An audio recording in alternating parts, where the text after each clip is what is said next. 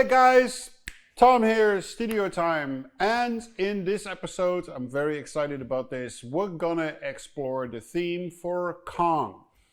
So, in a previous episode, you've already seen the theme for Godzilla and all the ways that I try to arrange and rearrange the theme and what to do with harmonies and such.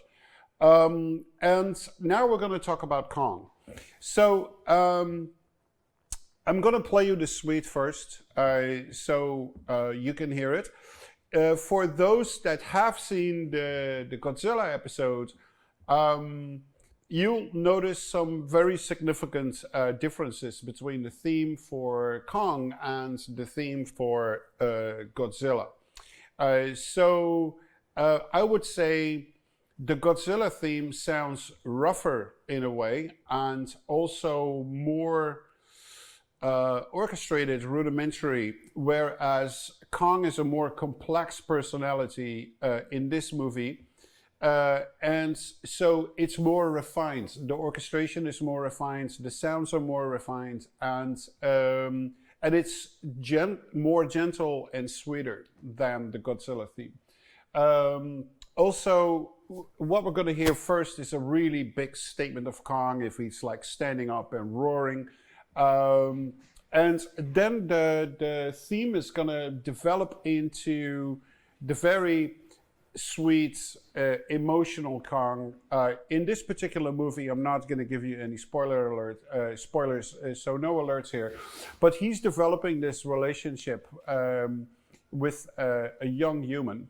And it's so sweet the way that they communicate, and he's very careful and very warm, almost human, and therefore I wanted that theme to have like a very warm, emotional quality. Okay, I should stop talking and let's just play the theme. What I'm going to have open for you is pretty much most of the orchestra. So I'll zoom in every now and then so you could see the choice of notes and what they're doing. And then after that, we're going to talk about it more in depth, what's happening harmonically, sorry. So in this particular suite, there's not so much electronic or sound design trickery going on. It's primarily an orchestral exercise. So let's just listen to it and we're going to talk after.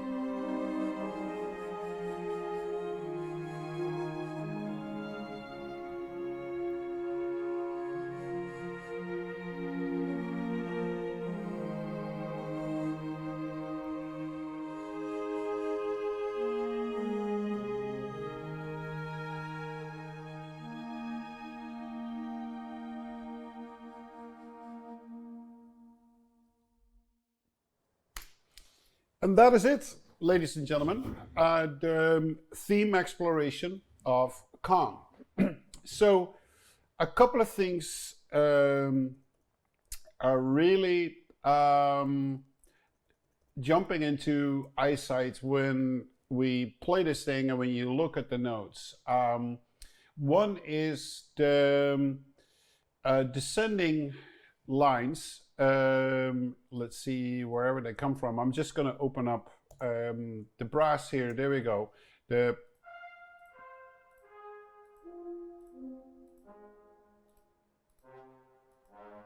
And then it repeats with a different chord structure, it repeats with a different chord structure, and one more time with a different chord structure.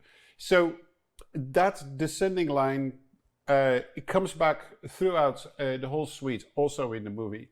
So that's one element. And the other element is the suite theme, which I'm gonna go to right now, which is this melody here. Let's...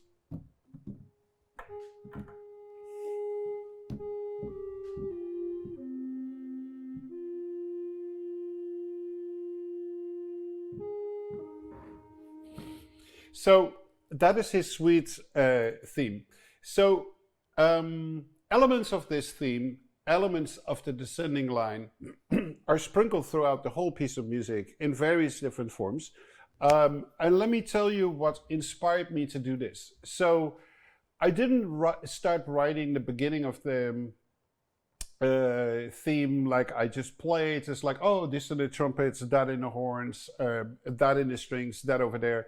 The first thing that I did is actually just mapping this out on a piano. So that's why I have this, sorry guys, I have this track that's called Piano Writing Tool, which I use a lot. And so if I switch this part on, you could see like what I came up with to write this. So let me just play this for a second so you get the idea. Piano only, please, Tom. Here we go.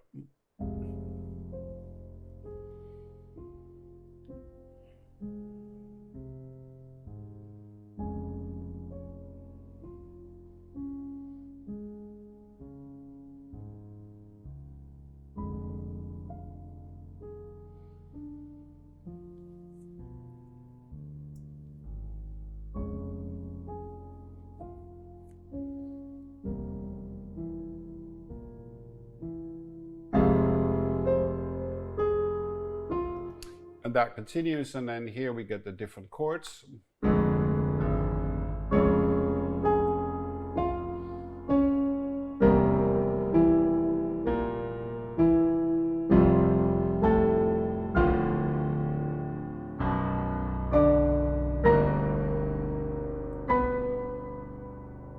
To end by going from G minor to G major. So when we play the piano on its own, this whole opening, particularly there, you can feel and hear how classic music oriented this theme actually is. And to no surprise, because what I did here with this type of melody going down, the arpeggiation through the different chord members of the harmony, my English today, is something that is used a lot in classical music from, let's say, 1870 to 1920. Mahler, Wagner, Bruckner, especially the German composers, were using this a lot in their big orchestral pieces. And I love this type of technique. So this is the technique that I studied and learned from these composers years ago, and I wanted to use that for this. It shows you again that classical orchestral music written by the real masters, not like a bunch of knuckleheads that are in the film scoring industry, but real classic composers. Like the techniques that they used were so refined and so smart and intelligent. So I would really advise everybody to study some of these classical works and to see how they did things, how they voiced things, and it's always like eye-opening. So anyway, enough about that.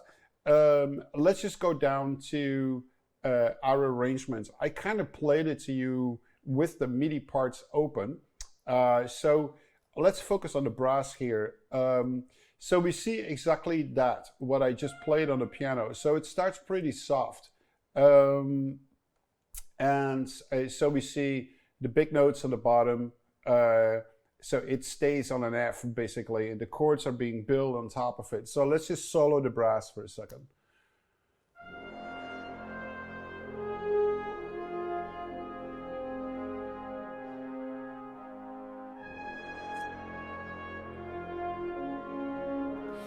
So this is one of the tricks that I learned from orchestral writing, where the trumpet plays, but then it hangs on the G#3. Then the horns take over to play the arpeggiator more. When it lands on the C, you're also holding the C, and then you play it down in the trombone. So the melody starts appearing as the notes are progressing, which can be very nice effect. The strings are doing something very similar. Here, let's play these. So.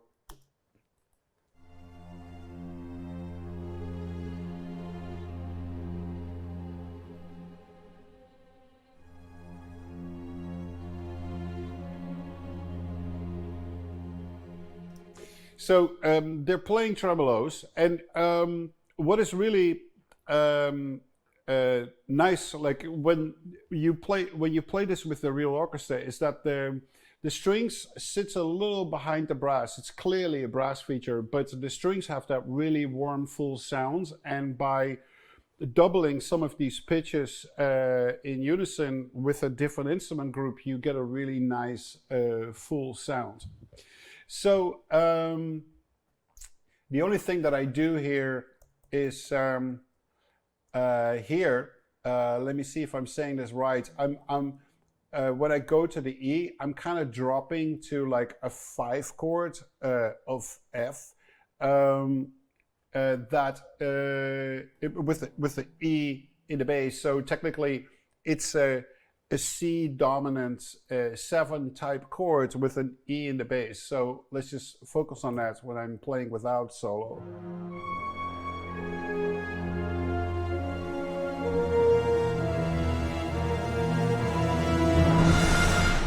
And then we're back into the one, which is if you want to do something that has a classical vibe to it, it's the strongest relation you can create. So if you're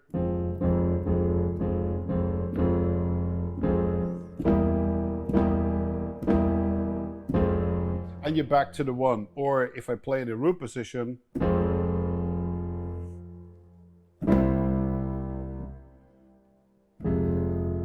so it's a super strong relationship, and it has a really powerful effect. The other thing that's playing with these descending bass notes when it comes into its range is the timpani. So it's playing along, as you see here, left hand and right hand. So usually when I program timpani, I have a roll somewhere. Oh no, I don't anymore. I threw it out. They always sound like horrible to me. So what I usually do, let me make this a little louder. I basically play it with my hands. So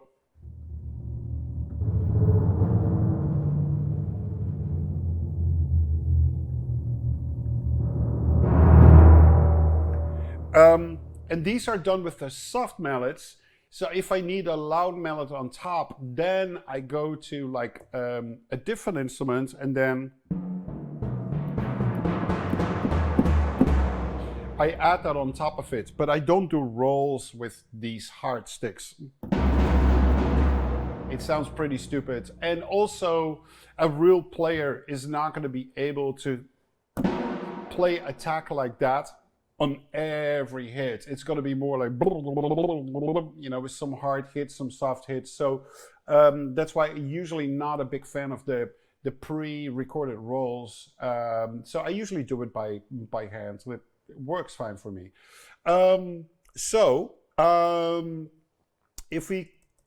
we have the big section here. Let's just play this section. So where everything gets really huge. Let's just focus in on the strings, because here the strings start playing something else. Some of them follow the harmonic changes that are happening in the brass, but now we see like a faster line moving up. Let's zoom in on just those. So to make it a little clearer for you guys. So here we go. So you will hear the other stuff that you just heard, but now a second line is being added to it. So if I play this solo for a second, you hear what they're doing, and then I'll come back.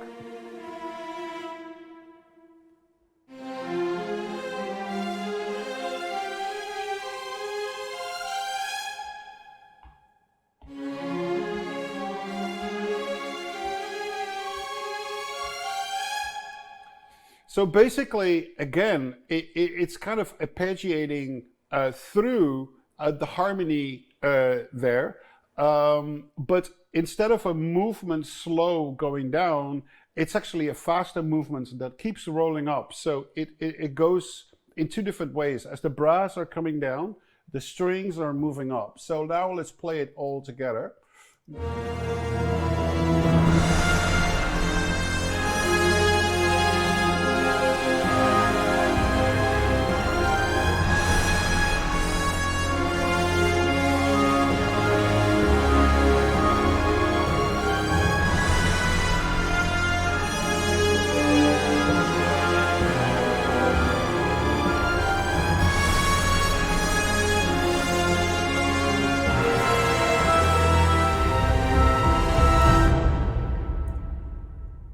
So that's pretty much what that is. It's the two elements combined together.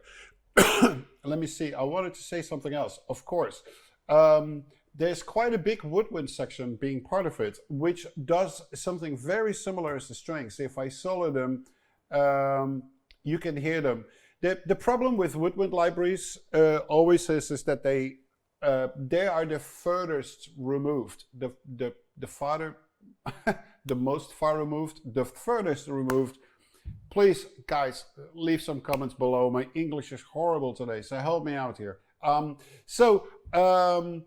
They're doing something similar, but libraries, woodwind libraries, they don't have it down yet to get a really, really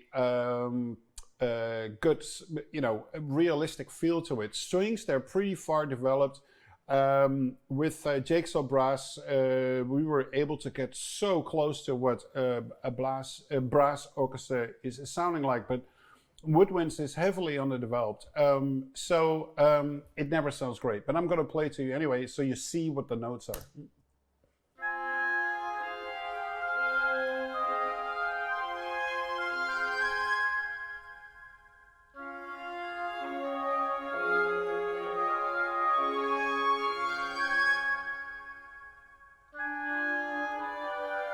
You see, they're doing something quite similar with the strings, and it's a really nice rolling of melodies just going down and going up. And again, this is like a straight up technique that a lot of these classic composers use so often. And by studying a lot of this material, you become so used to how melodic these classic composers wrote. And I started working together with Conrad Pope as my conductor for the very first time on Mortal Engines in 2017 or 18, when he became my the first time conductor, and he's been doing it most of the movies that I work on.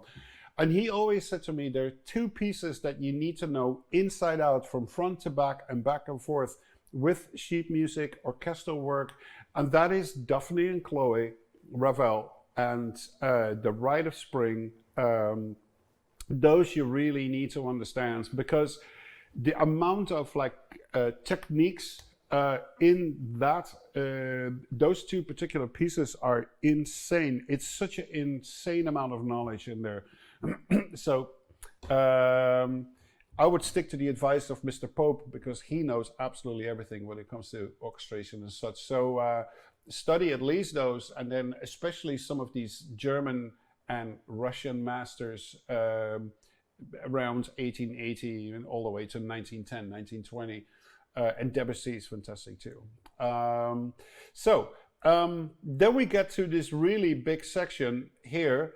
That is kind of like a conclusion, if you will, the really big chords. And let's see, let's look at it at the MIDI itself. So what I introduce here is also being used later on. It's not necessarily a melody or a theme, it's harmony. And what it does is,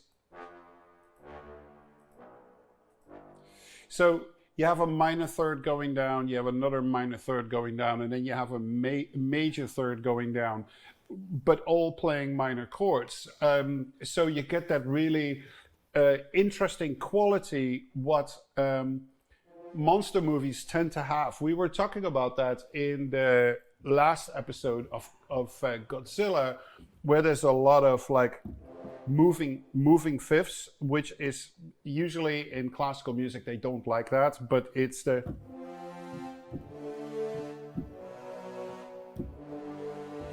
but so you get that really typical like old school approach to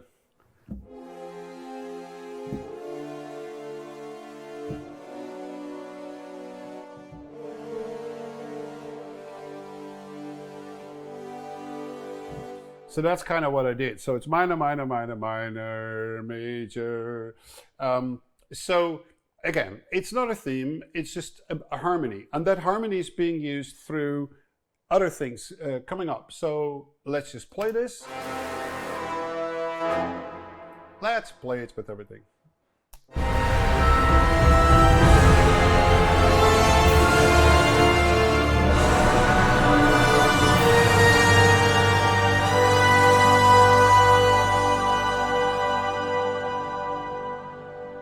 Minor, minor, minor, minor, minor, going into major. What they call that is mediant relationship chord progression. So medians stands for 3. So it's like in steps of 3, you're going down or you going up.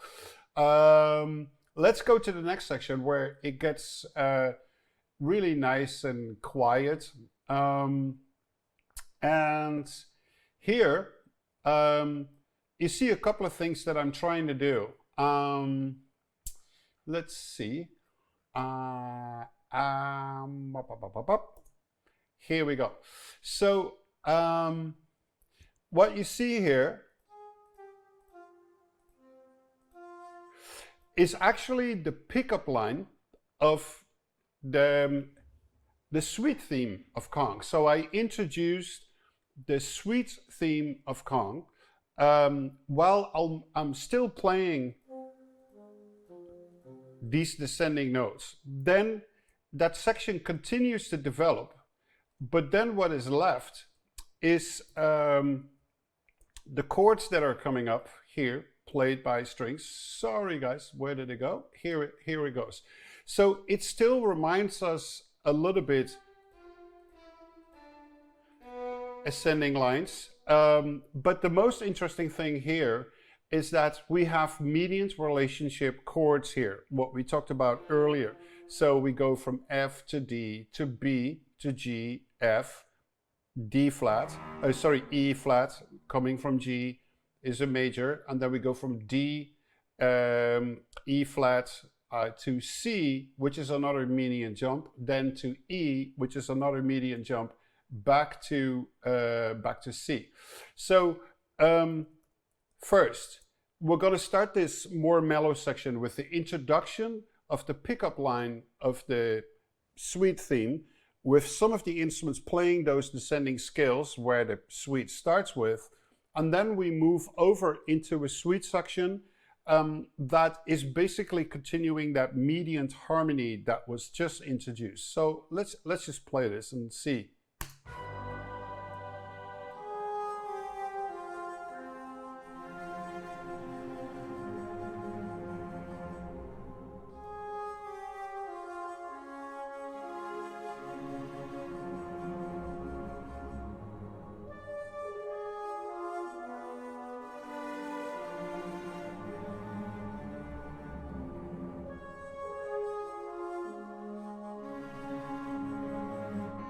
So as you can see, the first two lines are almost the same, except for the C going up to the C sharp. And then I start altering the notes, but the melody rhythm is the same. And then more alteration, but the melody rhythm is the same. So it creates that same vibe as the opening of the theme, where the melody is constantly being altered to make it fit with the harmony underneath. You could also say it otherwise. You could say the melody is dictating where the harmony is going. So to keep, you know, those things in relationship with each other. And then we get to that sweeter section where the chords are medians in nature, primarily minor, and every now and then I make it major to make it break open a little bit into a different atmosphere. Let's see if I have everything on that I can potentially play for you here. And let's see. There's a couple of lines here on the bassoon. So that almost sounds like the sweet melody of Kong. And so a version of that, but slower. Let's just play this.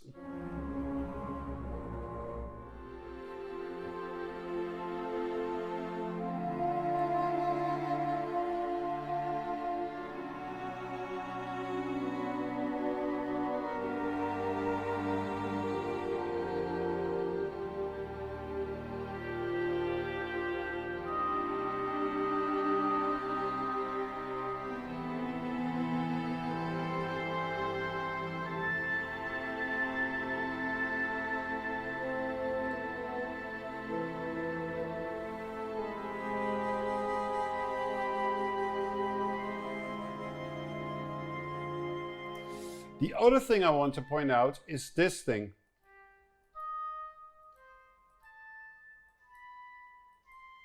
If you remember correctly, if we go back earlier in the suite on that really big, gigantic chord progression, you see that that is actually being used here.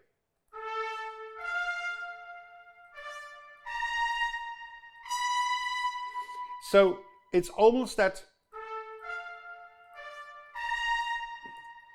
same progression. So we see that same jump. Let's see, where were we? Here. So I'm just going to solo this thing.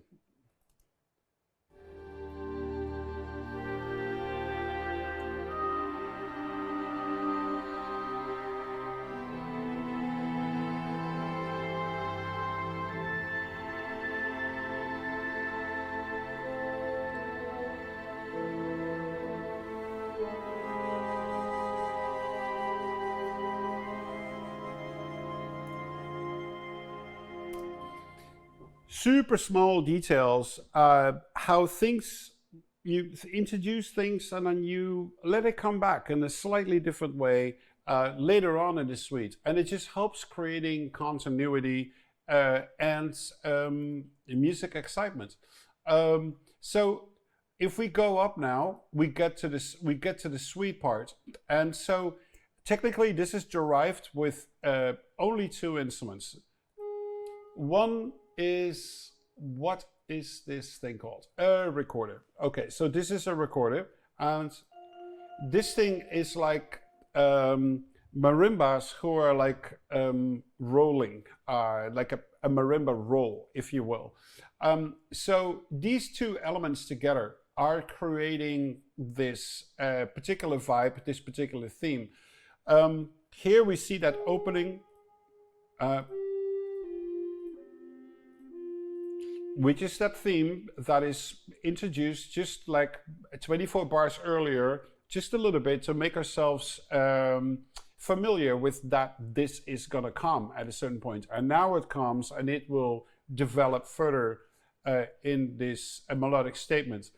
The harmony is very normal, if you will. It's all triad-based harmony. with inversions here and there. And the other thing I wanted to point out before we play it is that in yellow you see the melody, but you also see that every time when the melody is going to an area, the marimba is not there. So the space is like created for the melody to really come out. So the thing that I would say is that if you write a melody in a certain range, but you're also arranging another instrument in exactly the same range, it's always good to keep enough space for the melody to be heard. So don't create overly clashes with notes right next to it, unless you really want to go for that effect. But to get a clearer sense of the melody, it's better to avoid that. So in that sense, you see, for instance, here, when I play these notes, there is no marimba around it that can potentially make that messy, or this thing. And here I do have a C sharp against the C, because it creates this really interesting tension there. Here it's arpeggiating along the notes of the marimba. Here, potentially, I would change this now compared to in the same light of what I just said. Potentially this as well. But other than that, we see there's enough space for the melody to develop without unwanted clashes. Okay, so now let's play this, and let's see what you guys think.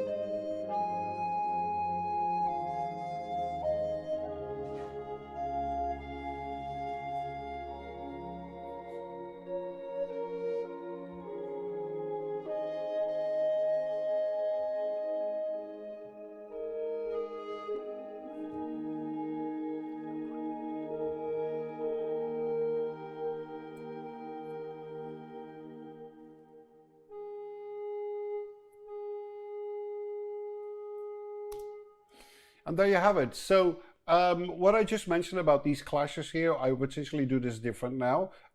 They actually sound really great with the melody. It doesn't get the melody in the way. The tone is like very clear. I do wanted to point out that also this theme and its harmony, I figured out on the piano first before I picked the right instruments. So at the moment this theme starts, we're now going to go more back to the roots of Kong, where he's happy on his Pacific island, where he lives in harmony with nature. So I wanted to make sure that the melody was really sounding like a Pacific wood instrument or a native wood instrument. When I was actually working on the film, the director really liked me to do something more synthetic. So eventually in the movie it became more a I wouldn't say Blade Runner, but just more like an ambient synthesizer sound instead of this more native sounding flute. The marimba stayed to a certain extent, but also there the director wanted something more synthesized. So it's still in there, but it's not as native sounding as this. The next section I'm going to is the percussive jungle section, and that is actually in the movie, and so it really has that mysterious marimba sound, which I focused on when I was playing it for you guys earlier. So that really, that minor third going back and forth, and obviously that style of music is made really big by the minimalist classic composers in the 60s and the 70s, like Steve Reich, John Cage, John Adams. I mean, great, incredible composers, like very minimal, and I love that that sound. So, and then there's like some interesting sounds like uncloon and some sound effects and some sample libraries that are used, and obviously there's a lot of percussion being used here, which is my my personal percussion library. And as you guys are most likely aware or not aware, is that I do not program my percussion via velocity, but via note change. So, which means that every note on the keyboard represents a velocity. So if I want to program louder, I program up here. If I want to program something quiet, I'm going down there. So that's how this rhythm is being shaped. If I just focus on the rhythm by itself, and let's just play it from here.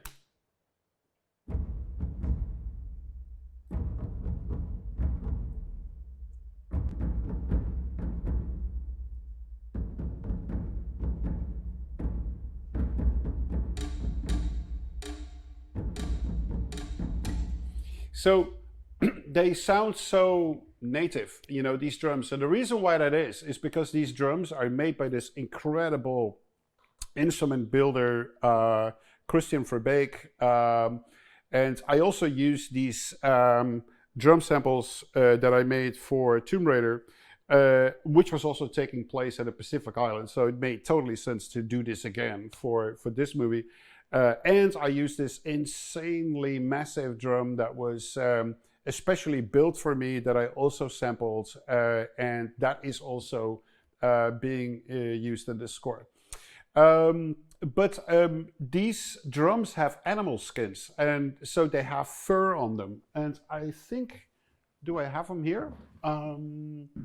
Let's see. No, I don't have them here. But those ticky sounds here, that is this. So you play that with sticks, and I have them small, I have them really big, like the two big ones here. I'm not going to grab those, because if I grab one of these, one of my assistants can drive me straight to the hospital with my back out, because they're heavy as fuck. But they sound incredible. But these drums I still have at home. So they're not here. Anyway, so those are those drums. And together with the marimba, and together with that, the uncloon and some of these special effects, you get really that jungle type sound.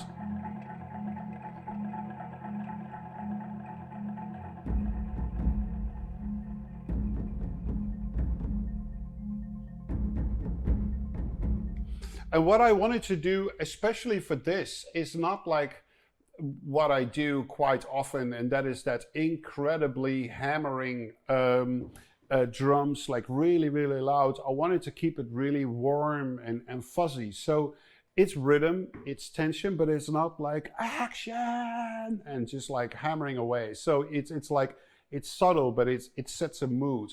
So that's what I was really going after.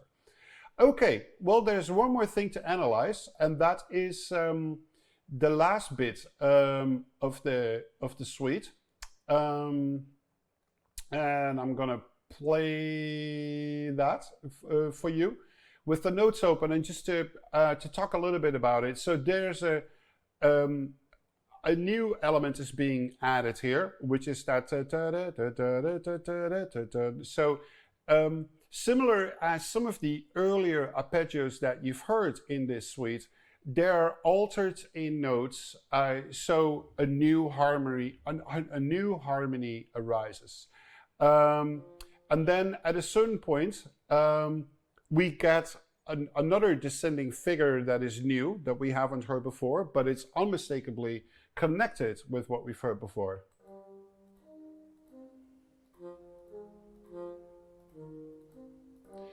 It's a little quiet, but you can hear it. And then at a certain point, we get things coming back that we've heard at the beginning.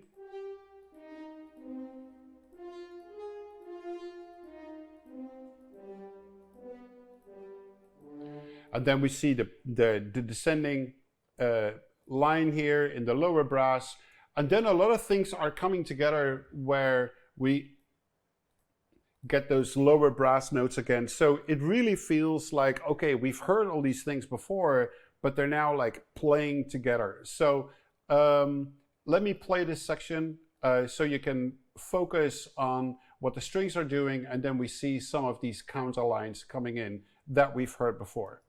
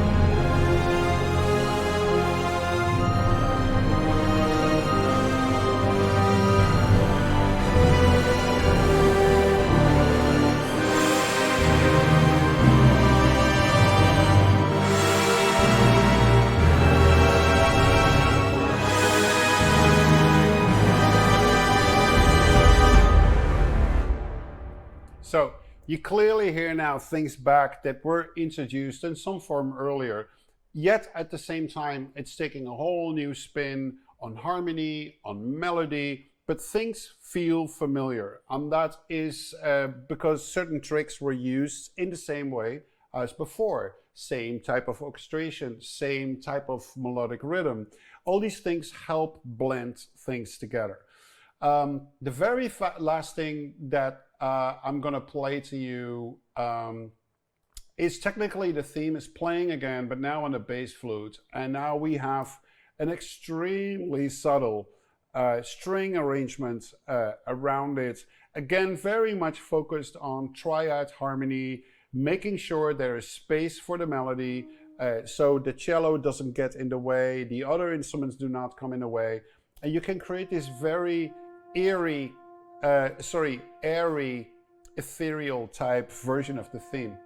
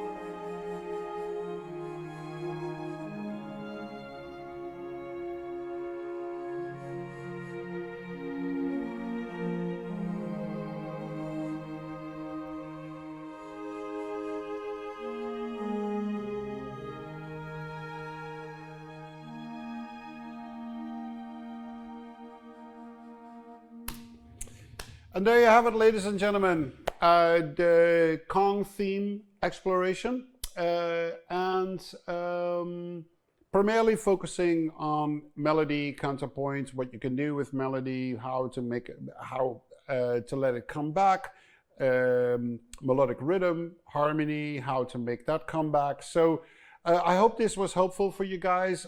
Please leave the comments below. I'm looking forward to them.